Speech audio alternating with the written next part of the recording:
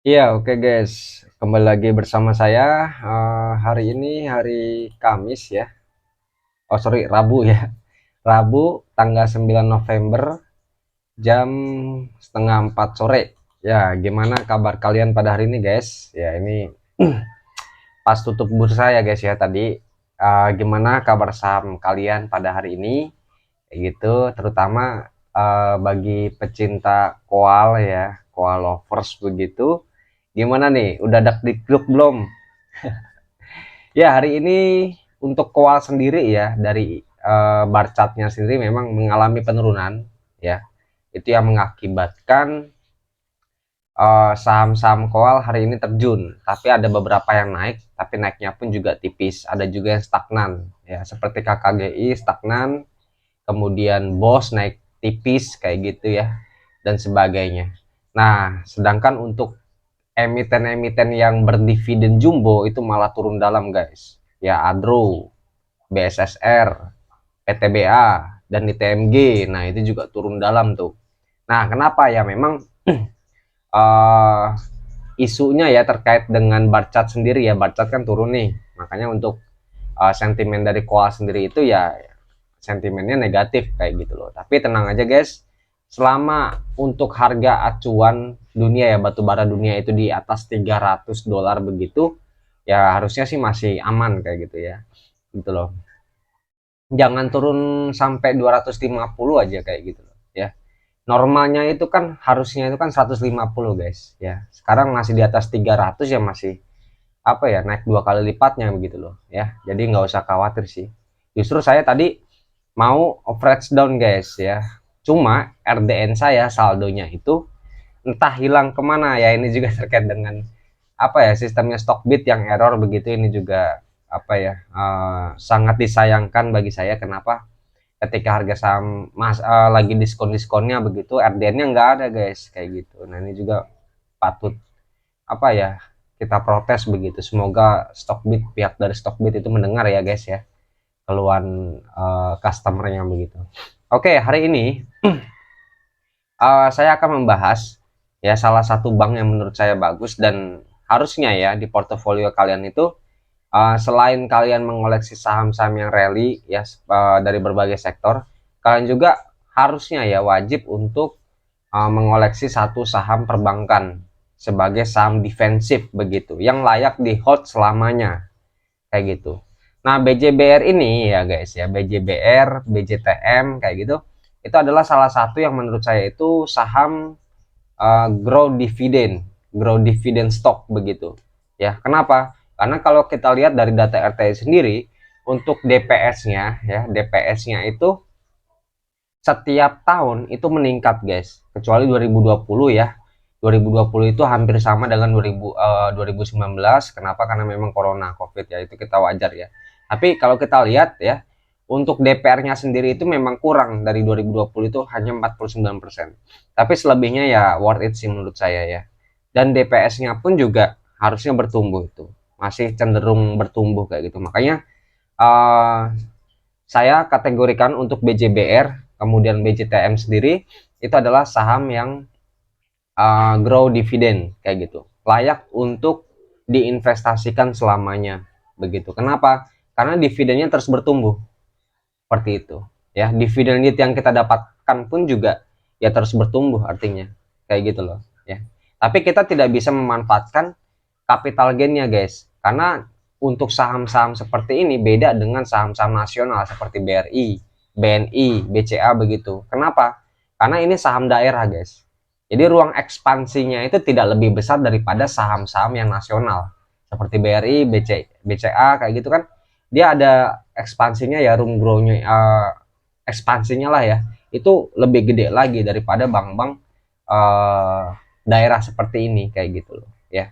Tapi tenang aja ya, tenang aja. Kenapa? Karena memang dividennya itu mengalami grow kayak gitu. Makanya ini saya kategorikan ke dalam layak untuk di hold selamanya seperti itu. Ya, langsung aja kita lihat dalamannya. BJBR guys ya, Bank Pembangunan Daerah Jawa Barat dan Banten begitu. Kemudian April 1999 pas krisis moneter guys, bisa bertahan sampai sekarang bagus. Kemudian tanggal IPO 2010, Jumlah saham beredar sekian ya, 10,42 miliar, kapitalisasi 14,37 T, ya lumayan sih ini ya. Kemudian jumlah pemegang saham di masyarakatnya 54%, ya ini worth it ya. Ya ini sangat liquid menurut saya. Kemudian ini nama-nama direksi, komisaris, anak perusahaannya. Nah ini jasanya ya, emang dari bunga sendiri ya guys ya. Dan memang yang perlu kita perhatikan di sini ya, ketika kita menginvestasikan uang kita di sektor perbankan begitu, kita harus juga melihat acuan suku bunga, terutama suku bunga Indonesia. Kalau memang naik, ini kan lagi naik nih guys. Jadi untuk cuannya dari perbankan sendiri itu ya gede juga. Kenapa? Karena memang untuk income-nya sendiri dari perbankan itu diambil dari bunga, bunganya customer begitu loh ya. Itu sih guys. Ini pergerakan harga sahamnya ya. Cenderung segini-gini aja guys, seperti yang saya sudah bilang tadi. Coba sejak IPO. Nah ini cenderung segini-gini aja. Paling gede dia pernah naik di 3 ribuan, habis itu turun lagi kayak gitu ya. Dan sekarang harganya 1.300-an nih, coba kita lihat di sini ya, 1.375 guys ya. Coba kalau kita lihat 3 bulan terakhir, oke, berada di tengah-tengah ya guys ya. Ini ya cenderung sideways sih guys. Nah ini yang saya bilang ya, kita tidak bisa memanfaatkan capital gain di sini kayak gitu, tapi kita hanya untuk dapetin dividennya aja sih worth it. Makanya ya ini cocok, layak untuk diinvestasikan selamanya kayak gitu loh ya. 5 tahun ya, ini kan berada di bawah nih, cenderung lagi di bawah harganya guys. Menurut saya lebih murah lagi nih kayak gitu loh, daripada harga 5 tahun ke belakang 2018. Oke, coba kita lihat ya untuk net income-nya sendiri. Kuartal 3 603 triliun guys, miliar guys ya, 603 miliar. Kemudian kuartal 2 635, ya masih on the track begitu. Kalau kita bandingkan secara years on years, tahun 2021 Q3-nya adalah 497 guys. Yang 497 berarti di sini ada mengalami kenaikan ya. Jika kita bandingkan dengan Q3 tahun 2021 kayak gitu. Oke, ya ini bagus sih menurut saya, masih on the track. Anualisnya sekian ya. Pernya 5 ya, 5 ya worth it lah ya. Menurut saya bagus itu di bawah 5 ya. Medium itu 5 sampai 10. Kalau 5 komaan ya masih medium kayak gitu. Masih layak untuk dibeli kayak gitu loh ya. Masih murah, sedang lah ya kayak gitu. Oke, kemudian ROE kita lihat di sini 17% ya. Bagus, berada di medium range. Bagus itu di atas 20, istimewa di atas 30 guys. Kayak gitu. ROE 17% medium. Tidak jelek ya, tidak jelek tapi juga tidak istimewa ya, sedang lah kayak gitu. Oke, kemudian kita langsung aja hitung untuk EPS anualisnya 232 guys. Kita buka dulu kalkulator.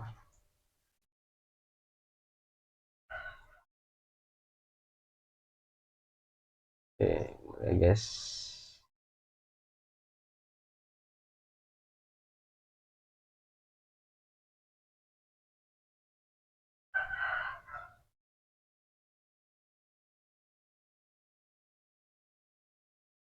Oke, kita lihat di sini untuk EPS-nya sendiri anualis 232 ya guys ya.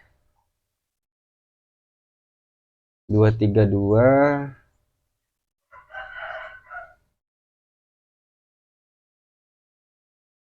berarti dia pernah bagiin DPR 59%, 55 dan 47 guys. Berarti 59 ditambah dengan 55 ditambah dengan 47. Kalau menurut saya sih untuk DPR-nya sendiri sih asik ya guys ya, worth it. Ya, ini dibagi 3 data. Oke, dapat 53 ya untuk rata-rata hitungan konvensional ya. Konservatif ya. Konservatifnya 53% guys untuk rata-rata DPR-nya. Nah, dari sini kita bisa proyeksikan berapa sih untuk dividen yang akan dia bagikan di pembagian tahun 2023. Dia kan bagi ini tuh biasanya di April guys, April atau Mei, kadang juga dia di Maret begitu. Tahun 2018 dia di Maret guys, tapi kebelakangan ini ya itu April Mei begitu ya. Ini tinggal kita kalikan aja nih dengan anualisnya, IPS anualisnya kan 232, ini dibagi 100, oke 124 ya. Ini lebih gede daripada pembagian dividen tahun lalu yang hanya 99. Ini tembus 100 perak per lembar sahamnya guys ya. Kemudian langsung aja kita hitung dividen yieldnya. Ini harganya berapa sekarang? 1375 ya. Kalau kalian nyarok harganya sekarang ya, itu dapat dividen yield berapa? 1375. Iya, 9% guys. Ya. Sama seperti dividennya ITMG ya. Sama seperti dividennya ITMG. Cuman kan kalau ITMG sendiri kan pembagian dividennya bulan ini guys. Tapi kalau BJBR ini nanti pembagian dividennya itu di bulan April ya. Kalau menurut saya sih ini worth it untuk kalian beli. Kenapa? Karena dividen yieldnya itu masih 9% guys. Seperti itu ya. Nah, untuk strategi investasinya bagaimana untuk diperbankan seperti ini. Jadi kalian siapkan ya, yang mungkin memang betul-betul uangnya itu tidak dipakai ya, tidak dipakai. Ya, jadi uang itu digunakan untuk modal kalian mendapatkan dividen tiap tahunnya dari saham perbankan. Seperti itu strategi investasinya. Jadi walaupun merah ya, kalian nggak usah khawatir. Kenapa? Karena memang betul-betul kalian tidak mengandalkan capital gain, melainkan hanya dividennya aja yang kalian ambil tiap tahun. Kayak gitu ya. Kalau ada hijau-hijaunya dikit ya bersyukur aja. Tapi kalaupun merah kalian nggak perlu khawatir. Kenapa? Karena strategi investasinya sekali lagi betul-betul uang dingin yang di hold selamanya kalau perlu ya, jangka panjang lah begitu. Kalau sampai pensiun juga nggak apa-apa. Kayak gitu loh ya. Ini strateginya guys. Dan memang untuk dividen yieldnya itu masih gede, 9%-an. Seperti itu guys ya. Oke guys, jujur saya juga memang untuk sekarang ini ya sedang merekonstruksi portofolio saya. Kebanyakan untuk portofolio saya itu adalah saham-saham rally ya. Dan kebanyakan di sektor batu bara, ada juga sih sawit kayak gitu. Nah, tapi juga saya sedang merekonstruksi ulang ya terkait dengan portofolio saya. Saya masih hold saham-saham batu bara kayak gitu. Tapi juga saya akan menambahkan saham perbankan seperti itu sebagai salah satu saham defensif saya ya, dan tabungan hari tua nanti seperti itu. Dan untuk emiten yang calonnya itu adalah BJBR ya dan juga BJTM kayak gitu. Kenapa kok saya nggak di BBRI, kenapa nggak di BCA kayak gitu?